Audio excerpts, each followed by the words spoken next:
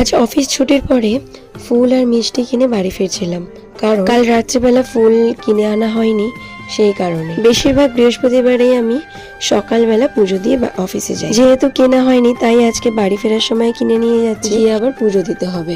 আর জানো তো, হঠাৎ করে ওয়েদারটা কি সুন্দর চেঞ্জ হয়ে গেছে। অনেক জায়গায় ওয়েদারটা চেঞ্জ হয়ে এমনি ঝড় বৃষ্টি হয়েছে, আর অনেক জায়গায় হয় মানে গরমের মধ্যে যদি এরকম মাঝের মধ্যে ঝড় বৃষ্টি হয় খুবই ভালো লাগে, তাই না? তারপর বাড়ি ফিরলাম। বাড়ি ফিরে তো ফ্রেশ হয়ে আমাকে আবার পুজোতে বসতে হবে, আর টুকিটাকি একটু রান্নাও করতে হবে, কারণ সকালবেলা আমি খুব একটা ভালো রান্না করে যাইনি। সেই কারণে জানো তো, প্রত্যেক দিন সকালবেলা ঘুম থেকে উঠতে খুব দেরি হয়ে যাচ্ছে। যা গরম পড়েছে, এই গরমে রাত্রেবেলা ভালো করে ঘুমাতে পারি না, অনেকটা দেরি হয়ে যায় ঘুমাতে।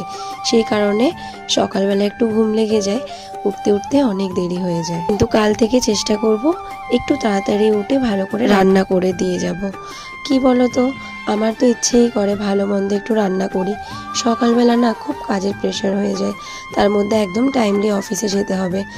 না টাইমে অফিসে গেলে তো আবার টাকা কাটাকাটির বিষয়টা রয়েইছে প্রত্যেকটা অফিসে। যতই যাই হোক, মাসের শেষে যখন স্যালারিটা পাওয়া হয়, টাকা কাটার বিষয়টা যদি শুধুমাত্র লেট থাকে তো খুবই কষ্টের বিষয় এটা, তাই না? তাই একদম ভাবনা চিন্তা না করে আমি একেবারে টাইমলি অফিসে ঢুকি। আচ্ছা, কুর্তিটা পরে আমাকে কেমন লাগছে কমেন্ট করে কিন্তু জানিও। তারপর ফ্রেশ হয়ে পুজো দিয়ে দিয়েছিলাম।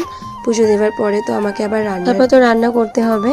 তো যাই হোক, জানো তো, প্রত্যেক বৃহস্পতিবারে আমি তো সকালে পুজো দিই। যদি আমি সন্ধ্যেবেলা পুজো দিই, চেষ্টা করি শাড়ি পরে পুজো দেওয়ার জন্য, কারণ খুব একটা তো শাড়ি পরে পড়া হয় না, সেই কারণে।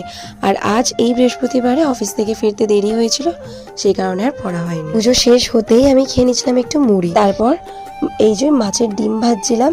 আজকে খুবই সিম্পল একটা রান্না ছিল, ভাত, ডাল, পটল ভাজা, আলু মাখা, আর ছিল মাছের ডিম ভাজা। কারা কারা বলো তো মাছের ডিম ভাজা খেতে পছন্দ করো? আমার তো ভীষণ প্রিয়, তাই মাকে বলেছিলাম, মা কিনে পাঠিয়েছিল। আজকের মতন ভিডিওটা এতটাই। বাই।